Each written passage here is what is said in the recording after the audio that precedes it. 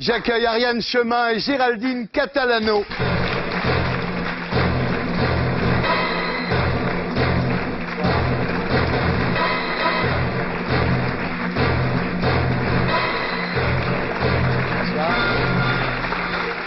Bonsoir. Bonsoir Géraldine, bonsoir Ariane. Vous êtes toutes les deux journalistes. Vous, Ariane, vous avez déjà publié Jospin et compagnie au Seuil avec Cécile Amar et La Promo chez Stock. Voilà. Vous êtes ici aujourd'hui toutes les deux pour Une famille au secret, édité par Stock. Alors le pitch, enfin non, on ne doit plus dire le pitch maintenant, le résumé. Le résumé, c'est François, Anne et Mazarine, la seconde famille de Mitterrand, l'autre vie de Mitterrand. Alors c'est un livre passionnant qui raconte comment on fabrique et comment on protège un secret d'État. Alors on apprend que Anne Pinjot, la maman de Mazarine, est issue d'une famille d'industriels de Clermont-Ferrand qui en fait étaient des fournisseurs pour Michelin, des notables de province, catholiques, paternalistes, et qui vont tous les étés passer leurs vacances à Osgore, exactement comme François Mitterrand. Et c'est là qu'un jour, Mitterrand, qui a 47 ans, tombe sur Anne Pinjot, qui a 18 ans. Exactement. C'est là que commence cette histoire qui va durer 35 ans. Ouais.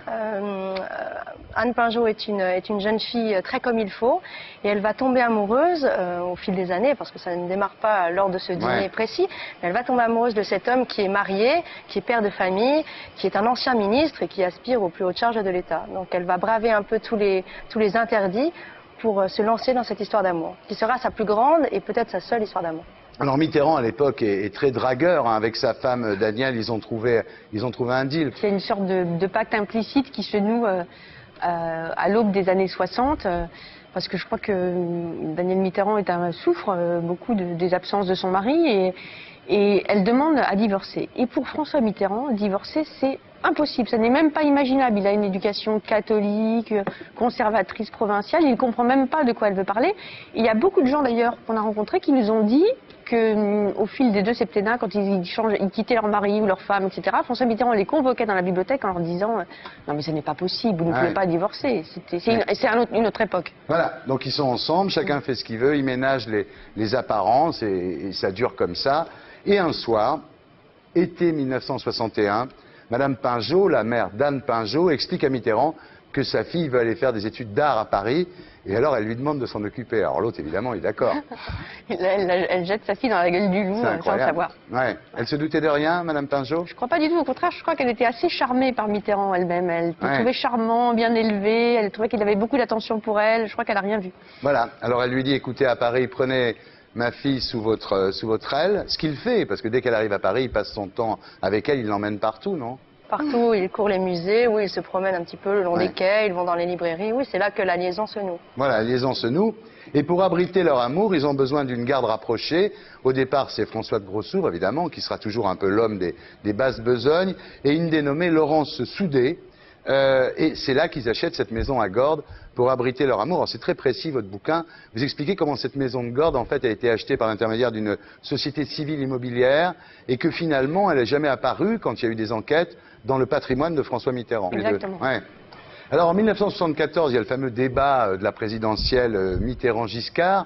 Et à un moment, Giscard d'Estaing dit à Mitterrand, et c'est vrai qu'avec le recul, ça prend d'autant plus de saveur, il lui dit Clermont-Ferrand, une ville qui vous connaît bien.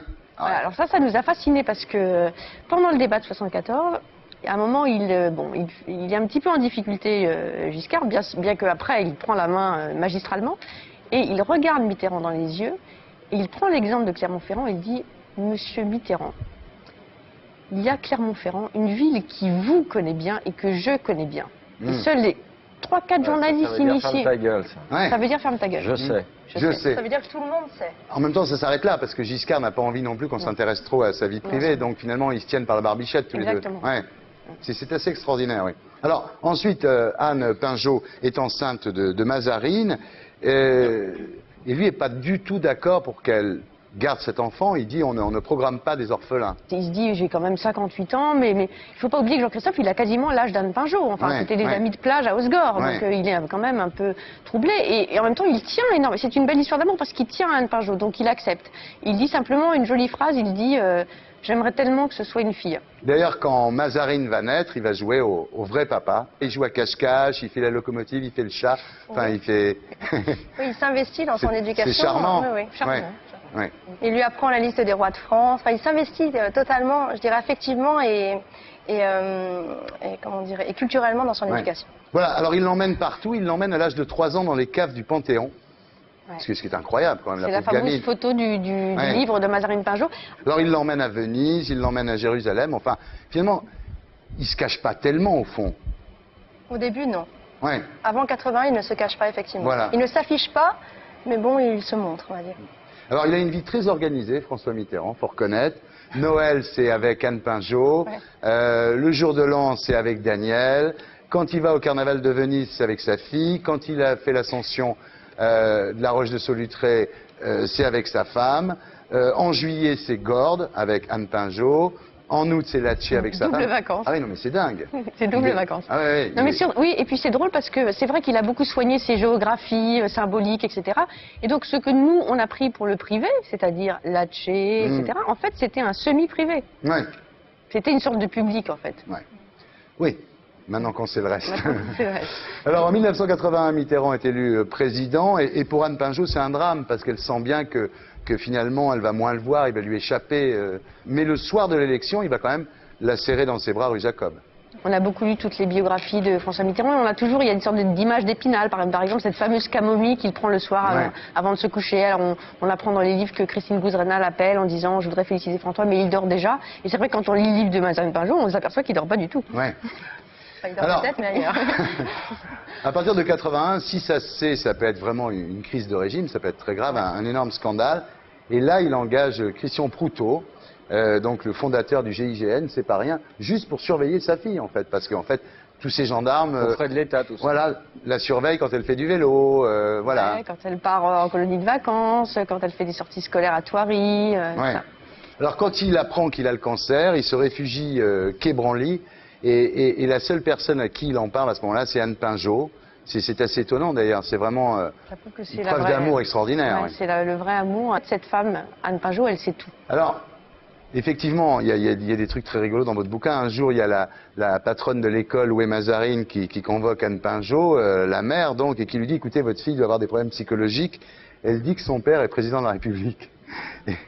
Et à ce moment-là, Anne Pinjot dit, c'est vrai. Parce qu'elle ment pas, Anne Pinjot. Elle ment pas. C'est pas du tout. C'est une femme qui n'aime pas le mensonge, ni la division. C'est pour ça que c'est compliqué pour elle. C'est pour ça qu'elle ne parle pas. Elle préfère ne pas parler pour ne rien dire. Alors il y a un truc moi qui ne cesse de m'étonner, c'est qu'en mai 81, donc 13 ans avant les révélations de Paris Match, Minute balance tout. Anne et Mazarine, la maison de Gordes, le château de Souzy, qu'on appelle le château secret de Mitterrand dans Minute. Et comme ça vient de Minute, finalement, ça passe pas dans la société. C'est assez extraordinaire. Comme quoi, l'émetteur a plus de force que le message, finalement. Ouais. Bien sûr, oui. C'est pour ça que François Mitterrand n'était pas plus inquiété que cela au début, lorsque les seuls effectivement qui s'aventuraient un petit peu du côté de cette seconde famille, en fait c'était les journalistes de Minute. Après, lorsque le secret a été menacé par d'autres, y compris Jean Edernalier, là il a commencé vraiment à s'inquiéter. Oui, alors Jean Edernalier est mis sur écoute, tout son entourage, c'est ce qu'on appelle les écoutes en étoile, parce que lui, Jean Edernalier, veut sortir un livre qui s'appelle L'honneur perdu de François Mitterrand, qui parle non seulement de sa deuxième famille, mais aussi de Vichy. La cagoule, la Francisque, le cancer, tout. Voilà, et sa fascination pour les croix de feu du colonel de la Roque, etc. Et Jean Edern est vraiment persécuté. Moi, je l'ai connu à cette époque. Tout le monde se foutait de sa gueule. Il y avait même un contrat sur lui. Oui, il est vraiment persécuté. Il était menacé de mort, vraiment. En fait, l'histoire de Jean Edern, on ne connaissait pas Jean Edernalier, on ne connaissait pas l'histoire, on a voulu le reprendre au départ. Donc d'abord, on a commencé par lire Jean Edernalier, on n'avait jamais lu. C'est vrai que L'honneur perdu, c'est quand même super trash, quoi. C'est vraiment, c'est ignoble. Bon, moi, je trouve pas ça même très bien écrit, etc. Mais en même temps, on suivait dans les journaux le procès des écoutes, et c'est vrai que ce qui est sorti dans ce procès, c'est la persécution dont il a été victime. Donc à la fois, c'est un maître chanteur qui veut pas payer ses impôts, qui veut pas payer ses PV, qui veut absolument un poste à l'Élysée, etc. Mais à partir de ce moment-là, et puis surtout, il a été très courtisé par Mitterrand, qui disait c'est le plus grand écrivain de sa génération. Et puis vers 80, il voit quand même, il est un peu dingue. Donc ils se disent oh là là, on va le tenir à distance. Il n'est pas invité à la garden party, donc Edernalier le prend mal, etc.